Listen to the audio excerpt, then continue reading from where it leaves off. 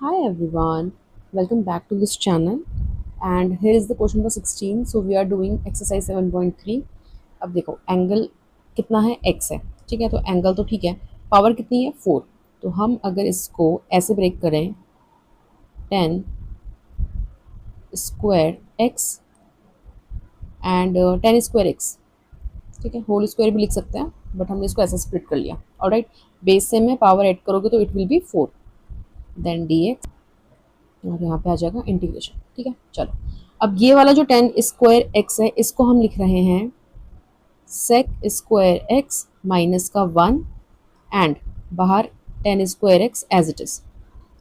चलो अब देखो, हमको पता है कि 10x का डिफ्रेंशिएशन सेक स्क्वायर एक्स होता है, लेकिन पहली बात तो यहाँ पे 10 स्क्वायर एक्स है, ठीक है, कोई बात नहीं। ऊपर से सेक स्क्वायर एक्स का सेपरेट नहीं है, मतलब इसके साथ -1 है। तो अगर ये एलिमिनेट होगा या रिप्लेस होगा तो ये पूरा रिप्लेस होना चाहिए, है ना। तो क्यों ना हम इसी को सेपरेट कर लें ताकि टर्म्स सेपरेट हो जाएं। ज़्यादा नहीं सोचते, सिंपल इसको मल्टीप्लाई कर लेते हैं। So it will be sec square x and 10 square x minus, फिर इस 10 स्क्वायर एक्स को 1 से मल्टीप्लाई करो तो it will be 10 square x and then d x. अब देखो ये दो टर्म्स हो गई, ठीक है, ये अलग हो गया, ये अलग हो गया।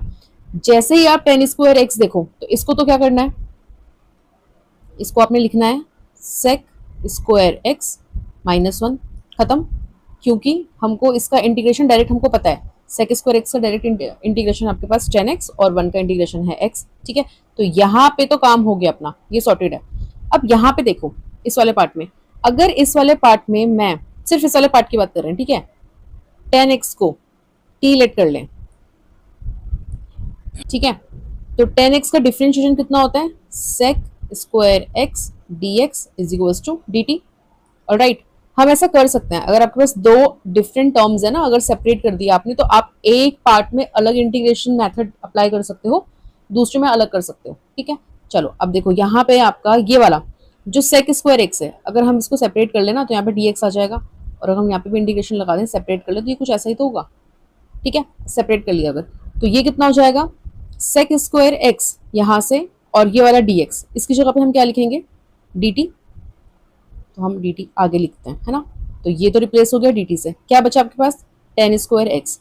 अब 10 को तो हमने t माना है तो ये कितना हो जाएगा t का स्क्वायर। चलो माइनस, अब ये एज इट इज देखो t स्क्वायर का इंटीग्रेशन, यहाँ पे जो आपका इंटीग्रेशन है वो t के रिस्पेक्ट में है और यहाँ पे जो आपका इंटीग्रेशन है वो x के रिस्पेक्ट में है, तो हम वैसे इंटीग्रेट करेंगे। सो t स्क्वायर का कितना आ जाएगा t cube upon 3 minus sec square x का इंटीग्रेशन करो, ठीक है। और ये ब्रैकेट है, ध्यान रखना हम ब्रैकेट ही अप्लाई करेंगे। सेक स्क्वायर एक्स का इंटीग्रेशन कितना हो जाएगा 10x एंड माइनस, और 1 का इंटीग्रेशन कितना हो जाएगा x। अब इसको हम क्या करेंगे, सिंप्लीफाई कर लेंगे। t कितना 10x, तो 10 क्यूब x अपॉन में 3, ब्रैकेट ओपन करेंगे, इट विल बी माइनस का 10x and then minus minus plus में x एंड देन प्लस में, so that is the answer. Alright,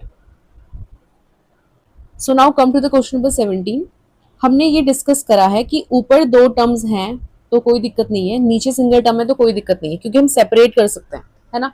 denominator में दो टर्म्स नहीं होनी चाहिए। अब ये मत बोलना कि मैम ये तो दो टर्म्स हैं, sign square x cos square x. दो टर्म्स का मतलब होता है प्लस और माइनस, ठीक है। अगर यहाँ पे कोई नंबर है और यहाँ पे कोई नंबर है तो ये दो टर्म्स है। अगर मैं इनको ऐसे लिखूंगी तो ये एक ही सिंगल टर्म है, मल्टीप्लाई में अगर ये है, ठीक है। तो ये तो बहुत ही बेसिक है बट स्टिल। चलो अब यहाँ पे ये दो टर्म्स नहीं है, यहाँ पे ये सिंगल टर्म है, ये पूरा नीचे ये एक ही टर्म है, और यहाँ पे ये दो टर्म्स है sign cube x and cos cube x. क्या करोगे, सबसे पहले सेपरेट कर लेते हैं, क्योंकि हम इंटीग्रेशन में सेपरेट ही कर रहे हैं। जितना आपका क्वेश्चन रिजॉल्व होगा, छोटा छोटा स्प्लिट होगा, उतना ही आपका इंटीग्रेशन ईजी होगा, ठीक है। तो अब हम क्या कर रहे हैं, इसको कर रहे हैं हम सेपरेट। तो सेपरेट करने के लिए क्या कर रहे हैं, साइन क्यूब एक्स, इसके अपॉन में लिखो sine square x and cos square x, ठीक है, प्लस अब यहाँ पे करो simple cos cube x upon में sine square x and cos square x. फिर क्या करेंगे, बस एक स्टेप आप करोगे ना, सेकंड आपको अपना आप आ जाएगा। सिंपली इसको क्या करेंगे, कैंसिल कर लेंगे। तो ये स्क्वायर गया, यहाँ से एक साइन, ठीक है, यहाँ से साइन स्क्वायर और यहाँ से साइन स्क्वायर कैंसिल हो गया, तो आपको क्या मिला साइन एक्स।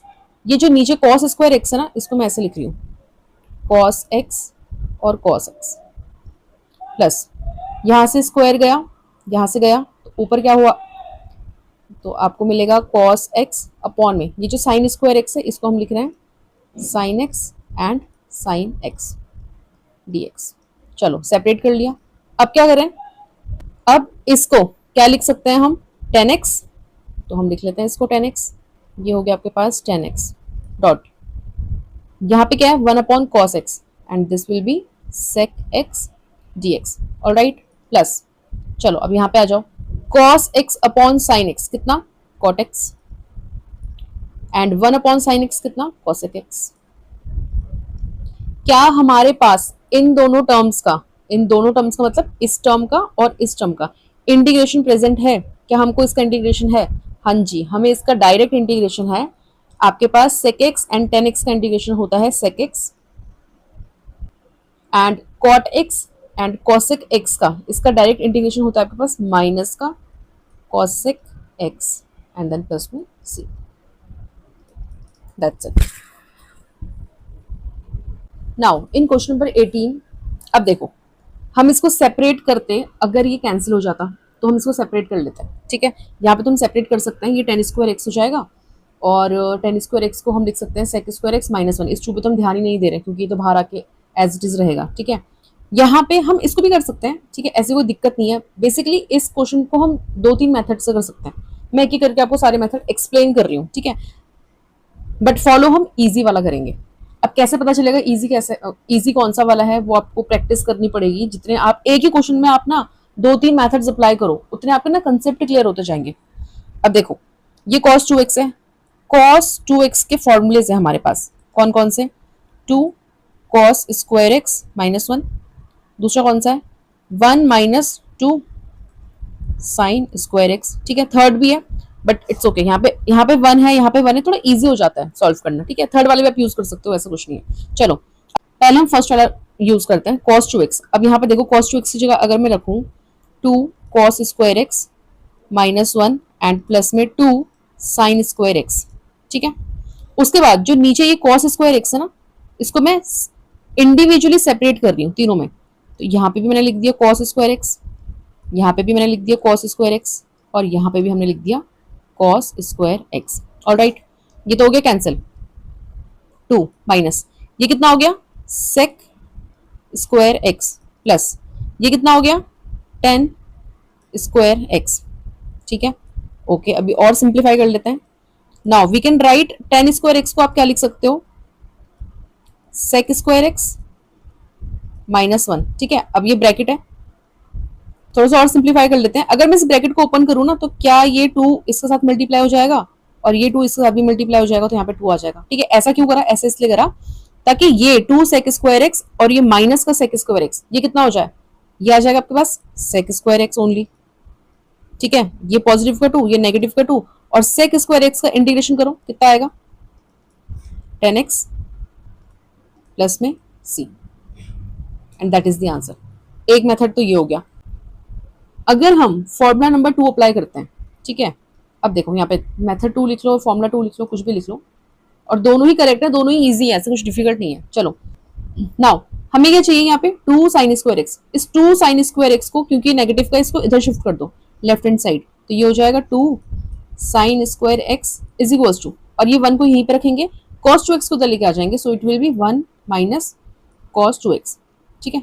cos 2x तो पहले से है, प्लस में 2 साइन स्क्वायर एक्स की जगह हमने ये रख दिया, बस ये करना था, होल अपॉन में कितना cos स्क्वायर एक्स, ये पॉजिटिव में ये नेगेटिव में कैंसिल हो गया, क्या बचा आपके पास 1 upon cos square x that is sec square x, और हम इसका क्या कर रहे हैं इंटीग्रेशन, sec स्क्वायर एक्स का इंटीग्रेशन कितना होता है tan x प्लस में c एंड देन आंसर। तो ये भी एक मेथड है। आप चाहो ना तो cos 2x का थर्ड फॉर्मूला भी यूज कर सकते हो, कोई दिक्कत नहीं है, cos स्क्वायर एक्स माइनस में sin स्क्वायर एक्स, ठीक है। इसी के इंडिविजुअली अगर आप इस ये डिनोमिनेटर का जो cos स्क्वायर एक्स है इसको सेपरेट करोगे ना तो भी आंसर आ जाएगा, ठीक है। तो ऐसे आप एक ही क्वेश्चन को बहुत सारे मेथड से कर सकते हो। आप ना जो भी आपके माइंड में आ रहा है आप उस एक क्वेश्चन को ना डिफरेंट डिफरेंट मेथड से करो, ठीक है, तभी आपके कंसेप्ट क्लियर होंगे, तभी आपको पता चलेगा कि कौन सा फॉर्मूला इजी है। बताने को तो मैं डायरेक्ट ये सेकंड मेथड से बता सकती थी आपको, क्योंकि बहुत छोटा भी है, इजी भी है, लेकिन छोटा इजी वो तभी कंपेयर कर पाओगे ना जब आपके पास दूसरा मेथड भी होगा। तो ये मेथड भी डिफिकल्ट तो नहीं है, ठीक है, as compare to method two थोड़ा सा लेंथी है, ठीक है। चलो